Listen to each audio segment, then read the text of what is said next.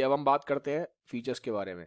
पहले चीज बता दूं, अगर आपने चैप्टर 1 नहीं देखा है, चैप्टर 1 मैंने बनाया था कॉन्स्टिट्यूशन के ऊपर, तो आपको ये सेकंड चैप्टर समझ में नहीं आएगा। तो पहले चैप्टर 1 देख लीजिए सिविक्स का। आईसीएससी क्लास 9 सिविक्स करके मैंने प्लेलिस्ट है, उस प्लेलिस्ट में जाके चैप्टर 1 देखिए कॉन्स्टिट्यूशन का, तभी आपको ये फीचर्स वाला चैप्टर समझ में आएगा।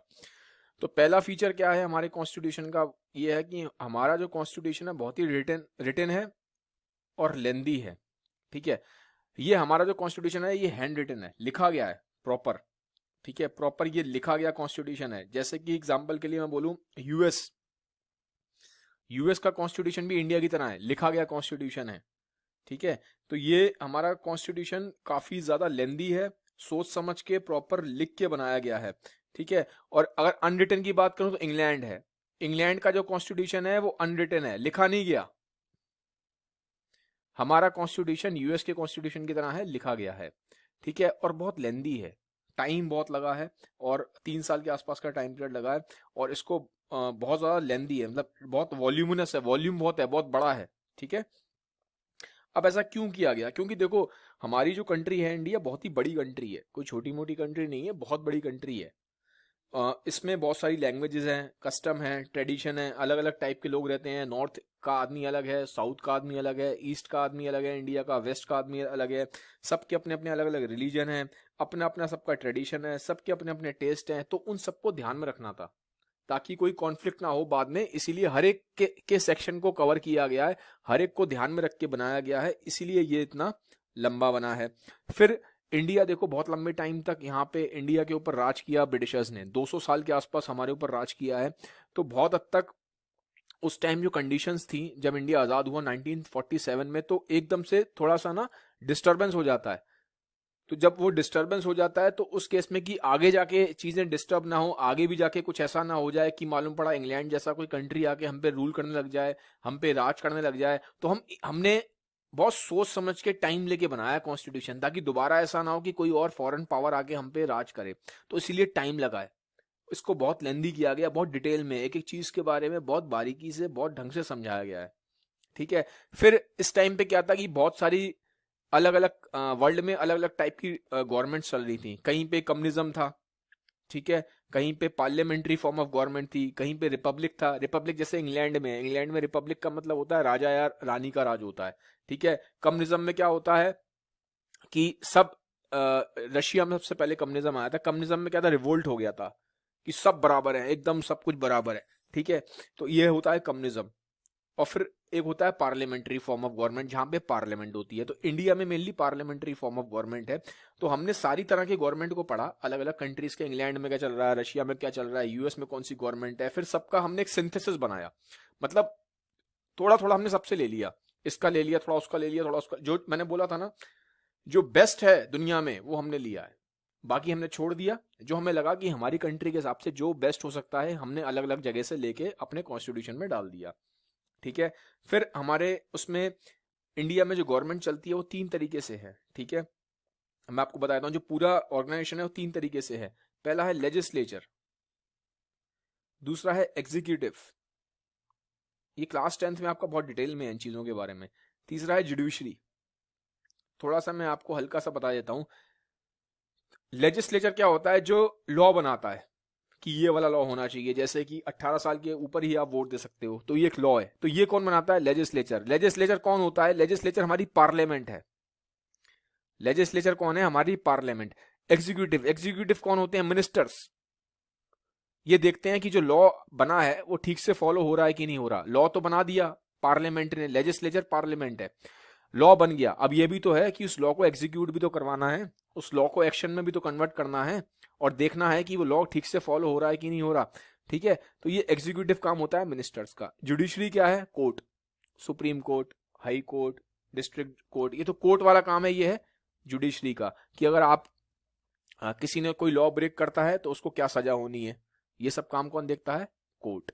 ठीक है, तो इंडिया का 3 तरीके से ये 3 उसमें स्टेजेस में डिवाइडेड है, लेजिस्लेचर, एग्जीक्यूटिव और जुडिशरी। तो इन सब के बारे में बहुत ढंग से कि किसकी क्या पावर्स हैं, लेजिस्लेचर की क्या पावर है, एग्जीक्यूटिव की क्या पावर है, जुडिशरी की क्या पावर है, ये सारी पावर्स के बारे में एकदम डिटेल में हमारे कॉन्स्टिट्यूशन में लिखा है। तो जिसकी वजह से क्या हुआ, हमारा जो कॉन्स्टिट्यूशन है बहुत ही लेंदी हुआ है। तो अगर हमारा कॉन्स्टिट्यूशन लेंदी है तो उसके पीछे रीजंस है जो मैंने अभी आपको दिए हैं। फिर क्या है, हमारा कॉन्स्टिट्यूशन है फेडरल नेचर का, ठीक है, फेडरल है पूरा स्ट्रक्चर में, लेकिन उसके बाद भी यूनिटरी है स्पिरिट में। अब क्या मतलब है, देखो इसका मतलब क्या है, इसका मतलब यह है कि थोड़ा ढंग से समझते हैं। इंडिया में सेंटर में गवर्नमेंट बैठी है, एक गवर्नमेंट है सेंटर में, ठीक है, बाकी स्टेट्स में होती है, ठीक है। जैसे इंडिया में 29 के आसपास स्टेट्स हैं, तो ऐसे ये स्टेट्स मान लो। तो हर एक की स्टेट गवर्नमेंट है, एक स्टेट गवर्नमेंट यहां है, एक स्टेट गवर्नमेंट यहां है, एक स्टेट गवर्नमेंट यहां है, एक स्टेट गवर्नमेंट यहां है। हर एक स्टेट की अपनी एक गवर्नमेंट है। इन सारी स्टेट गवर्नमेंट के ऊपर कौन है, सेंटर गवर्नमेंट। जैसे कि आप समझो स्कूल में आपकी क्लास में हर एक क्लास की एक टीचर होती है, सारी क्लासेस के जो टीचर हैं उनके ऊपर कौन है, प्रिंसिपल। तो सेंटर गवर्नमेंट क्या है, आपका प्रिंसिपल है, स्कूल का प्रिंसिपल। स्टेट गवर्नमेंट क्या है, आपकी क्लास की टीचर्स हैं। समझ में आ गया, ये है इस तरीके से। तो अब क्या है, इंडिया में जो मेन पावर है वो सेंटर के पास है। मेन पावर किसके पास है, सेंटर के पास। इंडिया में जो सेंटर है वो ज्यादा स्ट्रांग है, लेकिन सारी की सारी पावर सेंटर के पास नहीं है। पावर डिवाइडेड है सेंटर और स्टेट के बीच में। पावर क्या है, डिवाइडेड है सेंटर और स्टेट के बीच में। जैसे कि प्रिंसिपल है, तो ऐसा नहीं कि सारी की सारी पावर प्रिंसिपल के पास है, कुछ पावर्स टीचर्स के पास भी हैं। पावर डिवाइडेड है आपके स्कूल में प्रिंसिपल के बीच में और टीचर्स के पास, लेकिन स्ट्रांग क्या है, प्रिंसिपल। ऐसे ही स्ट्रांग क्या है, सेंटर है। तो फेडरल है इंडिया। फेडरल का मतलब क्या है, इंडिया की पावर डिवाइडेड है। इस वर्ड फेडरल का मतलब है कि इंडिया की पावर डिवाइडेड है सेंटर में और स्टेट में।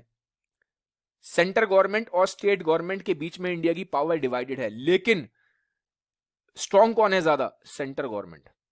सेंटर गवर्नमेंट ज्यादा स्ट्रांग है, लेकिन इसके बावजूद भी हमारा जो पूरा ओवरऑल स्ट्रक्चर है वो यूनाइटेड है। जैसे कि भले ही कुछ भी हो जाए, लेकिन प्रिंसिपल और टीचर आपस में तो इंटरनली तो सब यूनाइटेड ही है ना, स्कूल तो एक साथ ही चल रहा है ना, ठीक है। ऐसा थोड़ा ना कि प्रिंसिपल कुछ अलग चल रहा है, टीचर्स कुछ अलग चल रही हैं, ऐसा नहीं होता, अदरवाइज स्कूल गिरेगा नहीं। तो इसलिए भले ही हमारी पावर डिवाइडेड है सेंटर और स्टेट में, लेकिन अल्टीमेटली जो हमारा कंट्री है वो पूरा यूनाइटेड है, ठीक है। तो पूरी जो स्पिरिट है वो यूनिटरी है। तो ये इसका मतलब है। अब आगे फिर हमारा जो इंडिपेंडेंट जुडिशरी है, जो हमारी जुडिशरी है वो इंडिपेंडेंट है। इंडिपेंडेंट जुडिशरी मतलब क्या है, यहाँ पे इंडिपेंडेंट जुडिशरी का मतलब ये है, मैंने बताया था इंडिया की गवर्नमेंट 3 फॉर्म में है। एक तरफ लेजिस्लेचर है जो कि पार्लियामेंट है, एक तरफ आपका एग्जीक्यूटिव है जो कि मिनिस्टर्स हैं जो लॉज को एग्जीक्यूट कराते हैं, तीसरा आपका जुडिशरी है।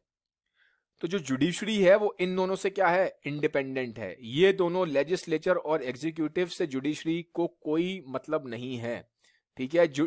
मतलब ये है कि लेजिस्लेटिव और एग्जीक्यूटिव जुडिशरी के ऊपर प्रेशर नहीं डाल सकते। ऐसा नहीं कि कोई मिनिस्टर प्रेशर डाल दे किसी जज के ऊपर। कोई भी मिनिस्टर किसी जज के ऊपर प्रेशर नहीं डाल सकता कि तुम्हें ये डिसीजन लेना या तुम्हें ये डिसीजन लेना। जैसे कि जुडिशरी में कौन होता है, कोर्ट होता है। मान लो सुप्रीम कोर्ट है और सुप्रीम कोर्ट को कोई डिसीजन लेना है कि इस इंसान को फांसी होनी है कि नहीं होनी है। तो ऐसा नहीं है कि यहाँ पे कोई उठ के एक मिनिस्टर कह देगा कि इसको फांसी दे दो या दूसरा मिनिस्टर कहेगा इसको फांसी मत दो। ऐसा नहीं हो सकता। सुप्रीम कोर्ट के जजेस अपना खुद का इंडिपेंडेंट डिसीजन लेंगे। तो इसलिए बोलते हैं जुडिशरी इंडिपेंडेंट है।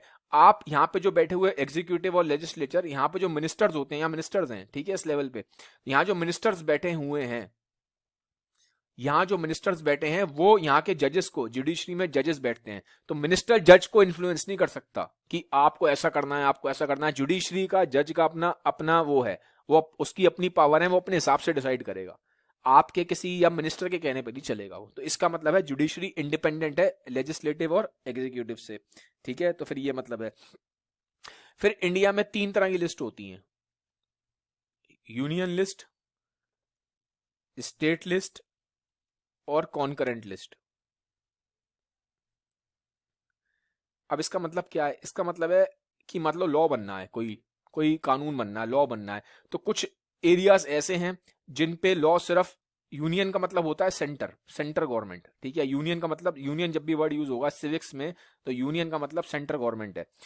तो कुछ एरियाज ऐसे हैं जैसे कि डिफेंस, फाइनेंस, इन एरियाज पे अगर लॉ बनाना है तो हमेशा सेंटर गवर्नमेंट ही बनाएगी। डिफेंस के ऊपर जो लॉ बनेगा वो स्टेट गवर्नमेंट नहीं बना सकती। कुछ एरियाज ऐसे हैं जहां पे स्टेट गवर्नमेंट लॉ बना सकती है, जैसे कि पुलिस, ठीक है। तो कुछ एरियाज ऐसे हैं जहां पे कौन लॉ बनाएगा, स्टेट गवर्नमेंट बनाएगी। और कुछ एरिया ऐसे हैं जहां पे कॉन्करेंट मतलब जहां पे स्टेट गवर्नमेंट भी लॉ बना सकती है और सेंट्रल गवर्नमेंट भी लॉ बना सकती है। समझ गए, ये मतलब है यूनियन लिस्ट वो है, इसके अंदर वो सब्जेक्ट्स आते हैं, वो चीजें आती हैं जिसके ऊपर सिर्फ सेंट्रल गवर्नमेंट लॉ बनाती है। कुछ सब्जेक्ट ऐसे हैं, कुछ एरियाज ऐसे हैं जिनके ऊपर खाली स्टेट गवर्नमेंट लॉ बना सकती है। और कुछ सब्जेक्ट ऐसे हैं, कुछ एरियाज ऐसे हैं जहां पे सेंट्रल गवर्नमेंट और स्टेट गवर्नमेंट और सेंट्रल गवर्नमेंट दोनों ही बना सकती है। कॉन्करेंट का मतलब है कि ये दोनों, सेंटर और स्टेट गवर्नमेंट दोनों ही लॉ बना सकती हैं। इसका मतलब है ये लिस्ट क्या है, कॉन्करेंट लिस्ट। लेकिन मान लो कुछ डिस्प्यूट हो जाए सेंट्रल गवर्नमेंट और स्टेट गवर्नमेंट का, तो अल्टीमेटली जो पावर है वो सेंट्रल गवर्नमेंट की तरफ ज्यादा जाती है, ठीक है। अगर कभी डिस्प्यूट हो रहा है किसी चीज पर तो सेंट्रल गवर्नमेंट की बात ज्यादा सुनी जाती है। फिर एक काम और भी होता है, जैसे मान लो कभी भी सेंट्रल गवर्नमेंट के बीच में और स्टेट गवर्नमेंट के बीच में कोई लड़ाई हो जाए, किसी बात को लेकर डिस्प्यूट हो जाए, ठीक है। या मान लो दो स्टेट के बीच में डिस्प्यूट हो जाए, ठीक है। मान लो पंजाब है और इधर मान लीजिए महाराष्ट्र है, या पंजाब है मान लो हरियाणा है, ठीक है। दो स्टेट्स हैं, तो इनके बीच में अगर किसी बात को लेकर डिस्प्यूट हो गया, मान ली पानी को लेकर काफी डिस्प्यूट होता है इंडिया में, ठीक है। पानी को लेकर स्टेट्स में बहुत डिस्प्यूट रहता है। तो कभी भी दो स्टेट्स में आपस में डिस्प्यूट होता है किसी भी चीज को लेकर, तो सॉल्व कौन करेगा, सुप्रीम कोर्ट, ठीक है। जुडिशरी सॉल्व करेगा, सुप्रीम कोर्ट सॉल्व करता है। ऐसे ही कभी भी सेंट्रल गवर्नमेंट में और स्टेट गवर्नमेंट में कोई आपस में डिस्प्यूट हो जाए, लड़ाई हो जाए, तो कौन सॉल्व करेगा, सुप्रीम कोर्ट, ठीक है। तो ये मैंने आपको एक हल्का सा वो दिया है अल्टीमेटली। लेकिन वैसे जब भी कभी भी सेंट्रल गवर्नमेंट और स्टेट गवर्नमेंट में लड़ाई होती है तो जो फाइनल डिसीजन होता है वो सेंट्रल गवर्नमेंट के फेवर में जाता है, क्योंकि सेंट्रल गवर्नमेंट ज्यादा स्ट्रांग है। हमारा कॉन्स्टिट्यूशन इस तरह से डिजाइंड है कि हमारी सेंट्रल गवर्नमेंट ज्यादा डिजाइन स्ट्रांग है। बहुत बार ऐसा होता है जब कंट्री में इमरजेंसी लग जाती है, ठीक है। जैसे मान लो अभी इंडिया पे पाकिस्तान अटैक कर दे, पाकिस्तान अटैक कर देगा तो क्या होगा, इंडिया में ओवरऑल एक नेशनल इमरजेंसी लग जाएगी। नेशनल जब इमरजेंसी लगती है तो क्या होता है, जो स्टेट है, ठीक है, स्टेट गवर्नमेंट जो होती है, जितने भी स्टेट्स हैं इंडिया में, ठीक है, तो कुछ स्टेट्स पे या सारे स्टेट्स पे, वो तो डिपेंड करता है उस टाइम कंडीशन कैसी है इमरजेंसी के टाइम पे। इमरजेंसी के टाइम पे होता क्या, मिली जो स्टेट गवर्नमेंट है ना वो फेल हो जाती है, और स्टेट गवर्नमेंट को कंट्रोल कौन करता है, सारा का सारा कंट्रोल आ जाता है सेंटर के पास। तो स्टेट गवर्नमेंट काम नहीं करेगी, स्टेट गवर्नमेंट उस टाइम पे फेल हो जाएगी और पूरा का पूरा सेंटर गवर्नमेंट है वो कंट्रोल करना स्टार्ट कर देगी। लेकिन ये ऐसा कब होगा, जब इमरजेंसी होगी, जब कुछ इमरजेंसी की कंडीशन हो रही है। मान लो कंट्री के अंदर कुछ सिविल वॉर हो जाए, मान लो पाकिस्तान बाहर से हम पे अटैक कर दे, तो उस केस में क्या होगा, स्टेट गवर्नमेंट का नहीं चलेगा, मेनली सारी पावर सेंटर के पास आ जाती है। फिर क्या है, इंडिया की जो गवर्नमेंट है वो कैबिनेट फॉर्म ऑफ गवर्नमेंट है। कैबिनेट फॉर्म ऑफ गवर्नमेंट का क्या मतलब है, इंडिया की गवर्नमेंट कैसी है, कैबिनेट फॉर्म ऑफ गवर्नमेंट है। इसमें क्या है, देखो इंडिया में क्या है, पार्लियामेंट है, एक होता है पार्लियामेंट। पार्लियामेंट थोड़ा सा बता देता हूं, पार्लियामेंट में है, बहुत डिटेल में नहीं बताऊंगा, वो 10th में आपके इतना कोर्स में नहीं है। पार्लियामेंट में बहुत सारे क्या होते हैं, पार्लियामेंट में बनते हैं लॉज, और यहां होते हैं बहुत सारे मिनिस्टर्स, ठीक है, बहुत सारे मिनिस्टर्स होते हैं। तो बहुत सारा ग्रुप ऑफ मिनिस्टर होता है, इन्हें बोलते हैं काउंसिल ऑफ मिनिस्टर्स। पार्लियामेंट में लॉ बनते हैं, लॉ कौन बनाता है, मिनिस्टर लॉ बनाते हैं। तो यहाँ पे क्या होते हैं, काउंसिल ऑफ मिनिस्टर, मतलब समझ लो ग्रुप है, एक ग्रुप है मिनिस्टर का। अब इन काउंसिल ऑफ मिनिस्टर्स में मान लो यहाँ पे 100 काउंसिल ऑफ मिनिस्टर हैं। इन काउंसिल ऑफ मिनिस्टर में कुछ ऐसे मिनिस्टर होंगे जो बहुत इंपॉर्टेंट है, मान लो 20 मिनिस्टर ऐसे हैं जो बहुत इंपॉर्टेंट है। तो ये जो 20 मिनिस्टर जो बहुत इंपॉर्टेंट है, इन 100 में से ये क्या बनाएंगे, ये बनाएंगे कैबिनेट। ये क्या बना देंगे, कैबिनेट ऑफ मिनिस्टर, इनकी बन जाएगी अपनी कैबिनेट। तो जो 20 सबसे इंपॉर्टेंट है इन काउंसिल ऑफ मिनिस्टर्स में से, जिनका डिसीजन बहुत ज्यादा इंपॉर्टेंट है, जो अपने अपने एरिया के स्पेशल हैं, जैसे कि होम मिनिस्टर होता है, डिफेंस मिनिस्टर होता है, फाइनेंस मिनिस्टर होता है, अलग अलग मिनिस्टर होते हैं इंडिया में, तो ये सब किसके अंदर आते हैं, कैबिनेट मिनिस्टर्स के अंदर। कैबिनेट मिनिस्टर वो मिनिस्टर है इंडिया के जो अलग अलग एरिया के सबसे इंपॉर्टेंट मिनिस्टर है, जैसे कि डिफेंस मिनिस्टर है डिफेंस का, पैसे के मामले में फाइनेंस मिनिस्टर है, ऐसे ही होम मिनिस्टर है। तो ऐसे जो सबसे अलग अलग एरियाज के सबसे इंपॉर्टेंट मिनिस्टर्स हैं उन्हें बोला जाता है कैबिनेट मिनिस्टर्स। तो इंडिया की जो गवर्नमेंट है वो इस तरीके से बनी हुई है, कैबिनेट फॉर्म ऑफ गवर्नमेंट है। और ये जितने भी मिनिस्टर्स हैं, काउंसिल ऑफ मिनिस्टर और ये आपके जो कैबिनेट मिनिस्टर हैं, ठीक है, ये कैबिनेट मिनिस्टर ये रिस्पॉन्सिबल होते हैं किसको? प्राइम मिनिस्टर को।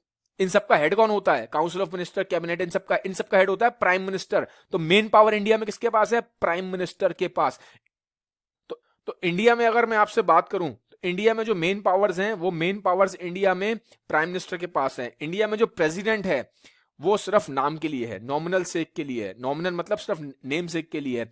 इन कंपैरिजन जैसे यूएस की बात करते हैं तो यूएस में क्या है? यूएस में प्रेसिडेंट बहुत पावरफुल है। यूएस में पीएम इतना पावरफुल नहीं है, प्राइम मिनिस्टर इतना पावरफुल नहीं है। बट इंडिया में उल्टा है, इंडिया में मेन पावर प्राइम मिनिस्टर के पास है, president is only for nominal sake, वो सिर्फ नेम सेक के लिए है। ठीक है, तो ये मैंने आपको थोड़ा सा यहाँ पे एक आइडिया दिया।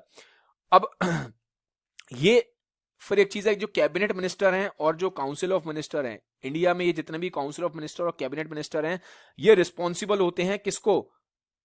एक तो होते हैं प्राइम मिनिस्टर को रिस्पॉन्सिबल, दूसरे होते हैं पार्लियामेंट को रिस्पॉन्सिबल। तो इस पे आप पे क्वेश्चन आ सकता है कि जो कैबिनेट मिनिस्टर्स हैं वो किसको रिस्पॉन्सिबल हैं? तो कैबिनेट मिनिस्टर रिस्पॉन्सिबल हैं पार्लियामेंट को और प्राइम मिनिस्टर को। इसका मतलब क्या है? रिस्पॉन्सिबल का मतलब ये है कि जैसे अगर इन्होंने कोई लॉ बनाया, cabinet minister, council of minister, सब ये सब मिलकर लॉ बनाते हैं, तो ऐसा नहीं है कि कुछ भी लॉ बना दिया इन्होंने, इनको जवाब देना पड़ेगा पार्लियामेंट को।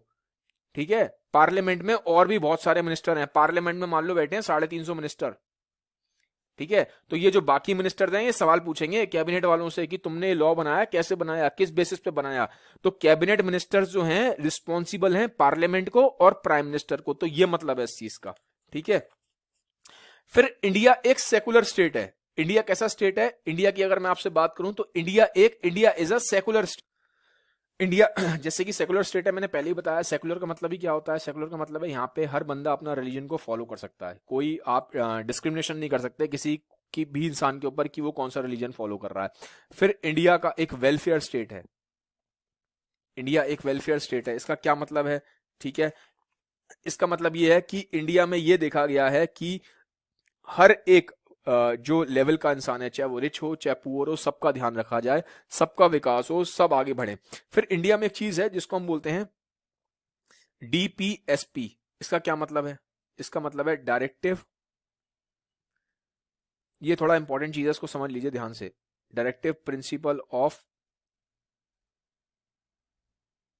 State policy. ठीक है, directive principle of state policy.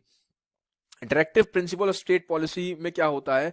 इसमें कुछ सेट ऑफ चीजें बताई गई हैं कि जो कंट्री है, कंट्री के मिनिस्टर्स हैं, इनको अपने सिटीजन्स के लिए कुछ ऐसे कुछ चीजें करनी चाहिए जिससे उनका वेलफेयर हो, उनका भला हो। ठीक है, जैसे कि मैं बताता हूं, इंडिया में एक स्कीम चलती है mid day meal. Mid day meal, mid day meal में क्या है? मिड डे मील में ये है कि जितने भी बच्चे हैं जो जो गवर्नमेंट स्कूल में लंच करने जाते हैं, अगर आप किसी गवर्नमेंट स्कूल में पढ़ते हो तो वहां पे लंच आपको फ्री मिलेगा। तो ये है मिड डे मील। ठीक है, तो इसका मतलब ये है कि इंडिया की जो गवर्नमेंट है, जो स्टेट है, इंडिया स्टेट, यहाँ पे जो वर्ड यूज हो रहा है स्टेट, यहाँ पे स्टेट का मतलब कंट्री है। ठीक है, यहाँ पे इंडिया से मतलब है स्टेट का। यहाँ पे स्टेट का मतलब वो नहीं है कि आप अलग अलग स्टेट सोच रहे हो कि पंजाब हरियाणा, वो स्टेट नहीं। जब ऐसे स्टेट वर्ड यूज होता है, directive principle of state policy, इसका मतलब यहाँ पे इंडिया को रेफर कर रहे हैं, एक कंट्री को रेफर करा जा रहा है स्टेट से। ठीक है, तो डीपीएसपी जो directive principle of state policy है, इसमें कुछ चीजें ऐसी दी गई हैं जो बताया गया है कि जो कंट्री की गवर्नमेंट है वो अपने सिटीजन्स के लिए कुछ भला करे, कुछ क्या क्या चीजें अच्छी करनी चाहिए। जैसे कि इसमें दिया है कि इंडिया की गवर्नमेंट को, एक हमारा डीपीएसपी है कि इंडिया की गवर्नमेंट को कोशिश करना चाहिए कि जितने भी सिटीजन्स हैं वो साइंस को काफी अच्छे से पढ़ें, और लोगों के बीच में जो साइंटिफिक टेम्परामेंट है, मतलब लोग जो हैं वो साइंटिफिक तरीके से सोचें, लोग अंधविश्वास में ज्यादा बिलीव ना करें, लोग थोड़े से साइंटिफिक आउटलुक हो जाए लोगों का लाइफ की तरफ। ठीक है, तो ये भी क्या है? वेलफेयर स्टेट को बनाने का तरीका है। ये भी क्या है? एक तरीके की directive principle of state policy है। फिर ये हो गया। अब आता है कि इंडिया ओवरऑल, हमें जैसे पहले पता है इंडिया एक सॉवरन कंट्री है, डेमोक्रेटिक कंट्री है, तो उसमें कुछ नया नहीं है। ये मैंने ऑलरेडी आपको चैप्टर 1 में ढंग से बता दिया है डिटेल में, तो आप चैप्टर 1 पढ़ लीजिए। फिर इंडिया के हमारे जो कॉन्स्टिट्यूशन है उसमें कुछ फंडामेंटल राइट्स दिए गए हैं, ठीक है। हमारे कॉन्स्टिट्यूशन में कुछ फंडामेंटल राइट है। फंडामेंटल राइट वो होते हैं जो आपको, क्योंकि आप कंट्री के सिटीजन हो तो ये आपको मिलेंगे ही मिलेंगे, इसीलिए इनका नाम है फंडामेंटल राइट्स, ठीक है। जैसे कि right of equality, freedom of religion, ठीक है, राइट अगेंस्ट एक्सप्लॉइटेशन। तो मतलब आपको कुछ, जैसे आपका जो मन करे आप किसी भी धर्म को फॉलो कर सकते हो, आपका जो मन कर रहा है विद इन लिमिट्स आप अपनी चीजों को एक्सप्रेस कर सकते हो। तो अगर आपसे कोई भी आपका फंडामेंटल राइट लेता है तो आप जाके डायरेक्टली कोर्ट में फाइट कर सकते हो, आप कोर्ट में जाके फाइट कर सकते हो, सुप्रीम कोर्ट में जाके आप फाइट कर सकते हो कि मेरा फंडामेंटल राइट छीना गया है, ठीक है। तो फंडामेंटल राइट्स क्या होते हैं, इस तरीके से होते हैं। तो इस केस में जनरली रिट्स, सुप्रीम कोर्ट क्या करेगा, एक रिट लिख के देगा, एक रिट आपके आपके फेवर में या आपके जैसा भी है, तो एक रिट लागू की जाती है, ठीक है। अगर आपने बोला कि मेरा फ्रीडम ऑफ एक्सप्रेशन छीना जा रहा है, मेरा फ्रीडम ऑफ थॉट छीना जा रहा है, तो आप पहुंच गए सुप्रीम कोर्ट में, तो सुप्रीम कोर्ट क्या करेगी, एक रिट जारी करेगी, ठीक है। तो इसके बारे में हम आगे पढ़ेंगे ढंग से कि रिट्स कैसे होती हैं, क्या जारी की होती हैं। तो मेन अभी हमें सिर्फ ये समझना है कि फंडामेंटल वो राइट है कि जो भी कंट्री का सिटीजन है उसको ये बाय बर्थ फंडामेंटल राइट्स मिले हुए हैं, ठीक है।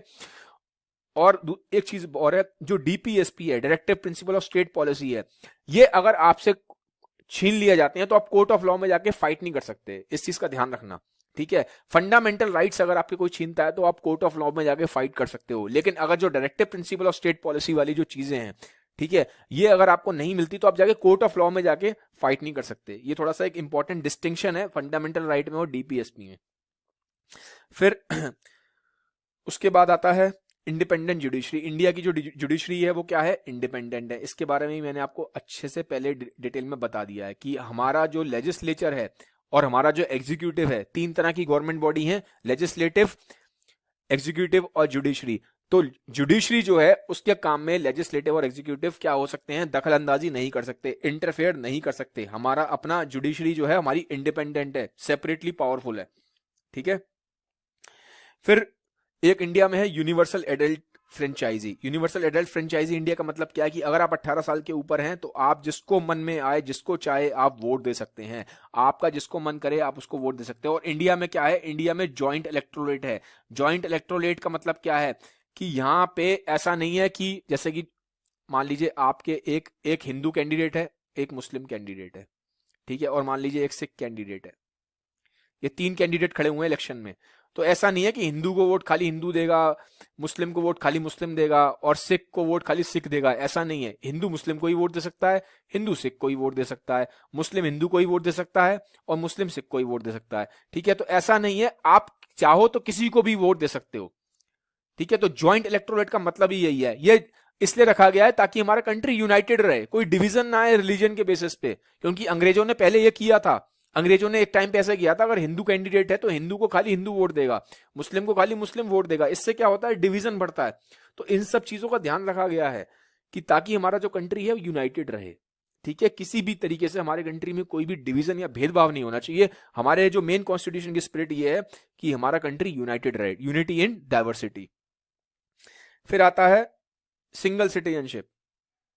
इंडिया में सिटीजनशिप सिंगल है, ठीक है। इंडिया में सिटीजनशिप क्या है, सिटीजन है। जैसे कि सिंगल है मतलब कि जैसे कि आप इंडियन हो तो आप इंडियन हो, ऐसा नहीं है कि पंजाब की पहले की आपकी पंजाब की सिटीजनशिप अलग है, इंडिया की सिटीजनशिप अलग है। लेकिन यूएस जैसे है, यूएस में क्या होगा, जैसे यूएस में कैलिफोर्निया एक स्टेट है, यूएस में कैलिफोर्निया एक स्टेट है। तो अगर आप यूएस में कैलिफोर्निया स्टेट में पैदा हुए हो तो आपको स्टेट सिटीजनशिप भी मिलेगी और यूएस की सिटीजनशिप भी मिलेगी। लेकिन इंडिया में ऐसा नहीं है। इंडिया में अगर आप पंजाब में पैदा हुए हो तो कोई पंजाब की सिटीजनशिप नहीं है, सिर्फ इंडिया की सिटीजनशिप है, ठीक है। तो इस चीज का थोड़ा सा ध्यान रखिए, इंडिया में सिंगल सिटीजनशिप का कॉन्सेप्ट है। तो गाइज ये था मेरा आज का वीडियो। अगर वीडियो पसंद आया है तो प्लीज इस वीडियो को लाइक करें और हर एक के साथ शेयर जरूर करें। Have a nice day, bye bye, take care.